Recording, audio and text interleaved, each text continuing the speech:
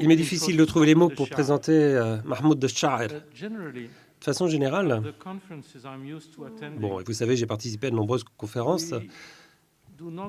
Généralement, nous ne présentons pas des collègues auxquels on refuse un visa pour rentrer en France. Alors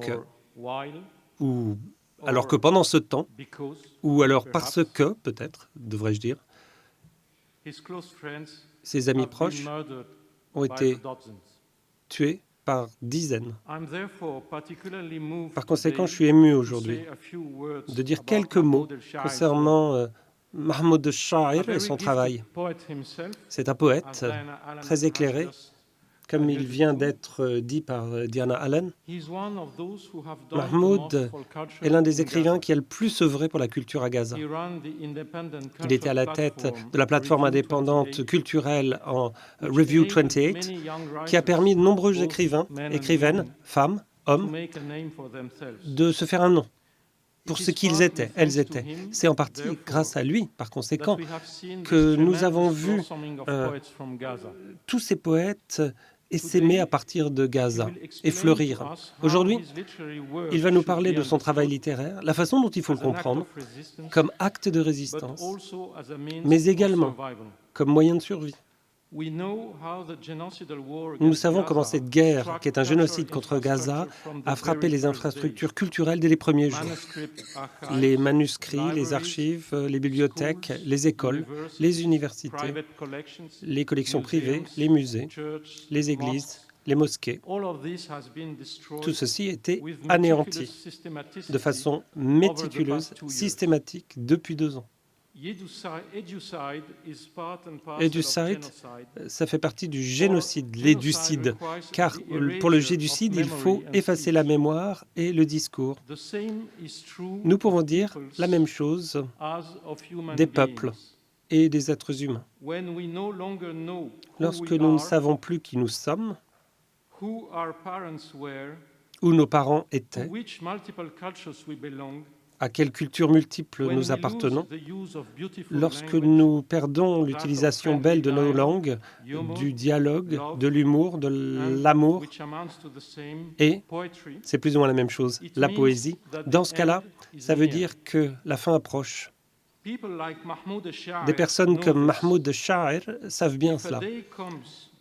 Si un jour arrive où plus personne ne pourra parler, dire des blagues, faire l'amour, et c'est la même chose d'écrire des vers en langue arabe à Gaza, dans ce cas-là, la défaite sera totale. Donc, Mahmoud Sha'ir, aujourd'hui, est devant nous. Nous vous remercions pour ce que vous avez fait, ce que vous faites. Nous vous tirons notre chapeau et nous vous disons merci. Merci, Marwan. Merci pour cette présentation.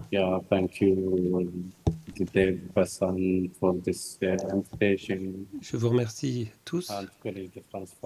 Je remercie le Collège de France qui m'a invité également pour participer. Il s'agit d'une conférence ô combien importante. Je ne sais que dire. Je n'ai plus les mots.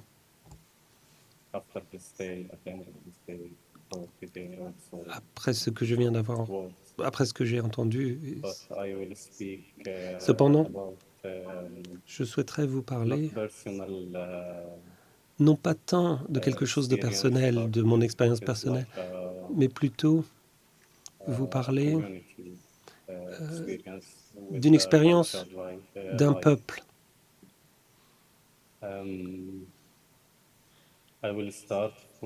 Et pour commencer, je vais parler de la maison Al-Hussein. Merci. Alors, les mots assiégés, la langue comme pratique culturelle, résistance et réparation. La maison Al-Hussein n'était pas à l'origine un espace culturel. C'était une maison Vers 1860, cette maison a été construite pour un jeune homme de la famille Al-Hussein et c'était une maison faite de pierre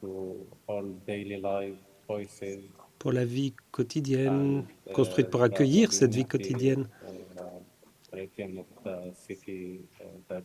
Elle est au cœur de la ville et elle ne savait pas à quel point son avenir allait être bouleversé, pour dire le moins.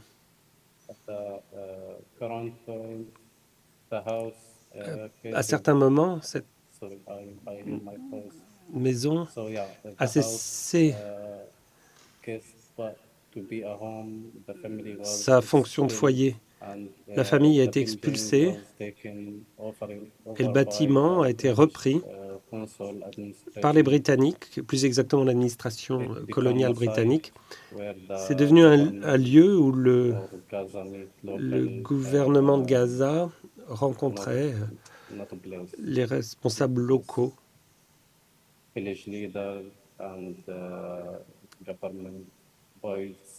Les mêmes murs, cependant, avaient autrefois abrité des familles et les conversations de ces familles qui étaient désormais remplies de la langue de l'administration et de l'autorité de contrôle. Dans ce changement, la langue elle-même, ou le langage aussi, ont changé de fonction.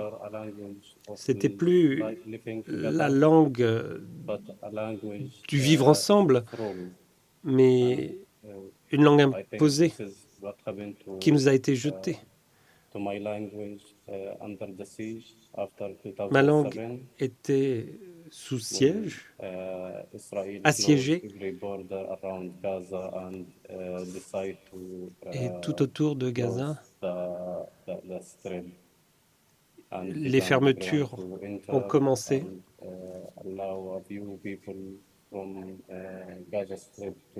Et il n'était plus possible, comme vous savez, de se déplacer à partir de la bande de Gaza. Il n'y avait plus qu'une frontière, Rafah, point de passage,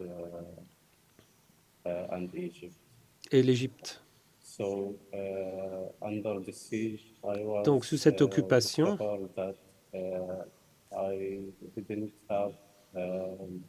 nous n'avions pas la possibilité, je n'avais pas la possibilité de savoir ce qui se passait dans la vie normale. La langue, les langues n'étaient que celles de l'assiégeant et il m'était difficile, même quasiment impossible, de décrire ma propre vie. En 1950, après la Nakba, après l'occupation du territoire palestinien, la terre palestinienne, une fois de plus, l'une des petites filles de la famille Al-Hussein a réussi à récupérer la maison. Cependant, ça n'a pas été complet comme retour à la maison. La ville de Gaza avait changé, ainsi que l'environnement politique qui s'était durci. Et la stabilité était impossible. Elle, la petite fille, elle a vécu dans la maison jusqu'à ce qu'elle s'effondre quasiment complètement en 2014. Pendant la guerre. Et les bombardements sur notamment la maison Al-Hussein. Lorsqu'elle s'est effondrée, la maison, ce que nous avons vu, ce n'était pas simplement des amas de pierres tombés au sol, mais aussi des couches mémorielles enfouies sous ces pierres. En 2020, 2021 aussi, quelque chose a changé quelque chose de l'ordre du possible. La maison Al-Hussein a été restaurée avec le soutien du ministère fédéral allemand des Affaires étrangères et de l'Institut Goethe. La reconstruction, ce n'était pas une tentative pour revenir au passé du lieu. L'objectif était de transformer la maison en musée.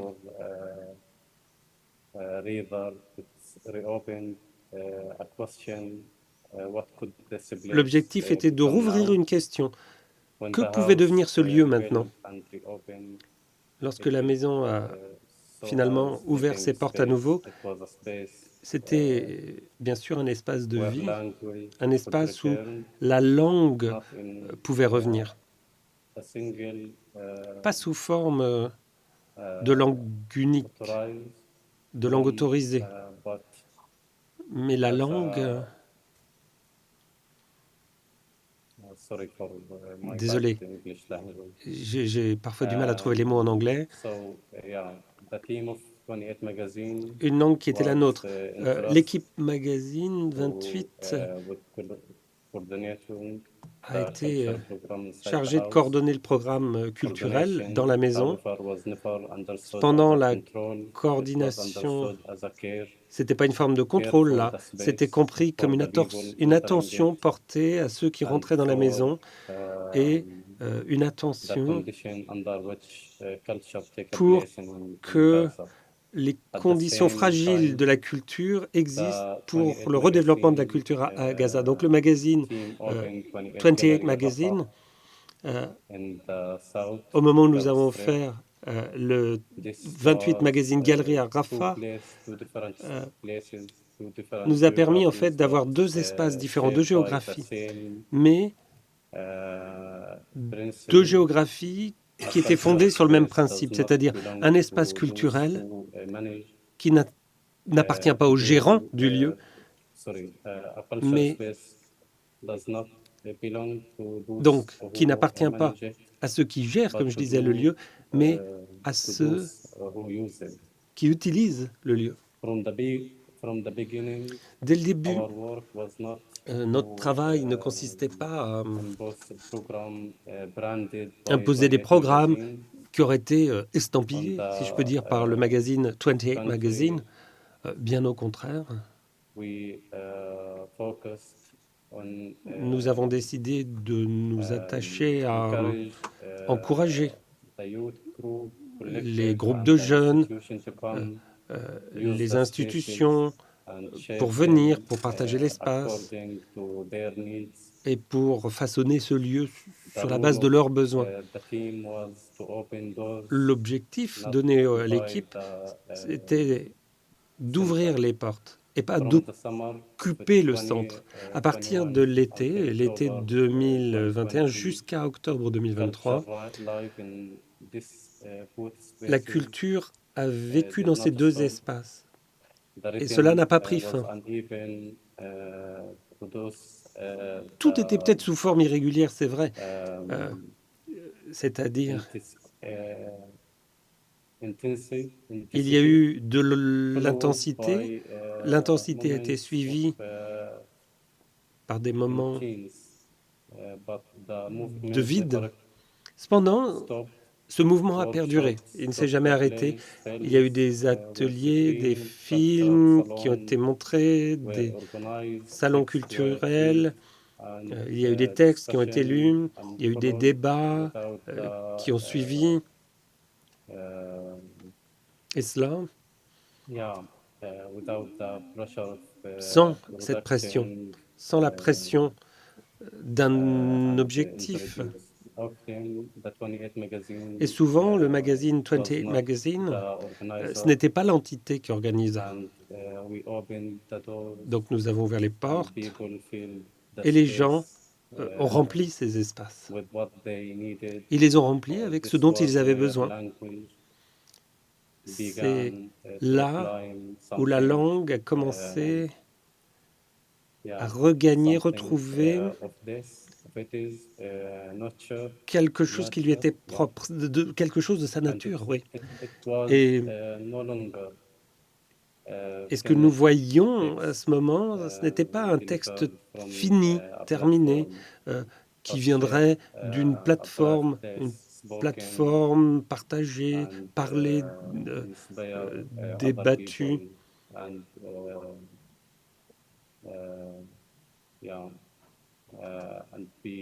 Et de façon collective.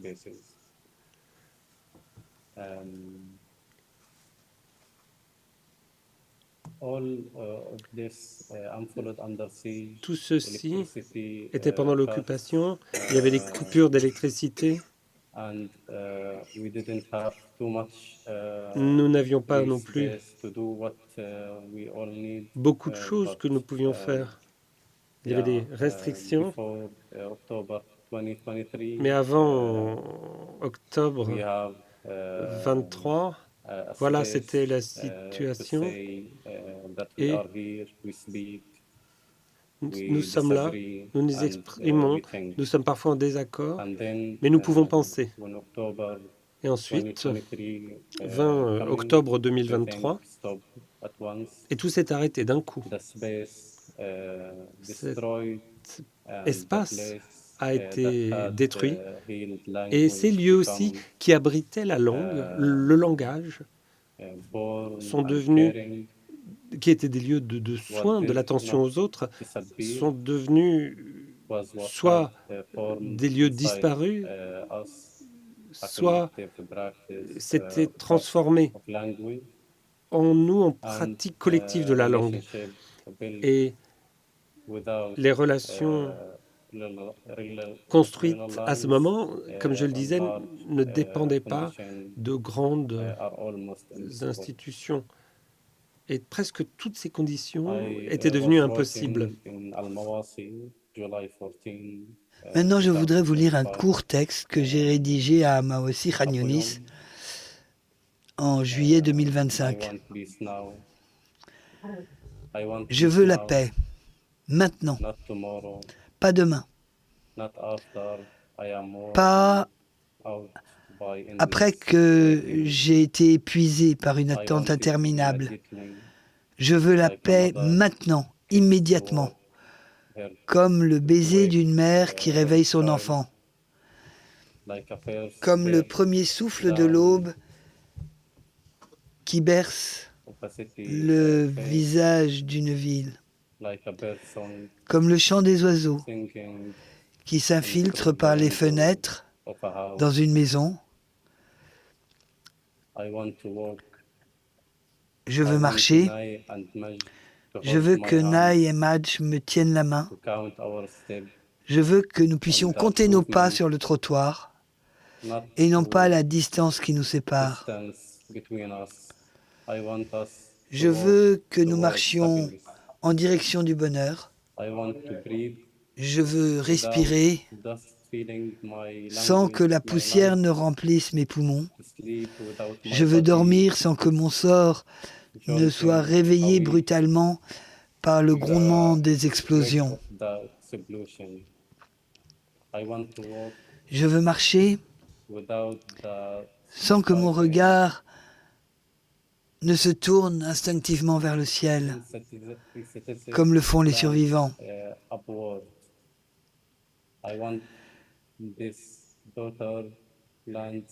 Je veux que ces matins brutaux prennent fin. Je veux que Nai découvre un espace épargné par le siège. Je veux qu'elle connaisse la vie au-delà d'un rayon d'1 kilomètre. Je veux qu'elle puisse courir et rire jusqu'à ce qu'elle soit hors d'haleine. Je veux qu'elle arrête de me demander « Baba, pourquoi est-ce qu'il y a des avions qui nous bombardent ?» Donc oui,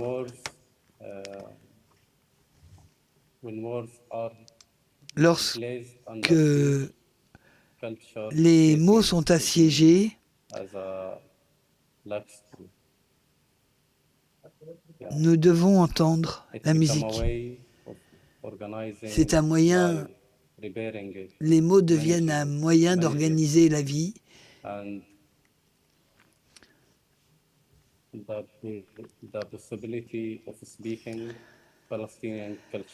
La culture n'est plus un luxe. Au cours des dernières années, le travail culturel des Palestiniens s'est inscrit dans cette nécessité, souvent sans protection et toujours sous la menace.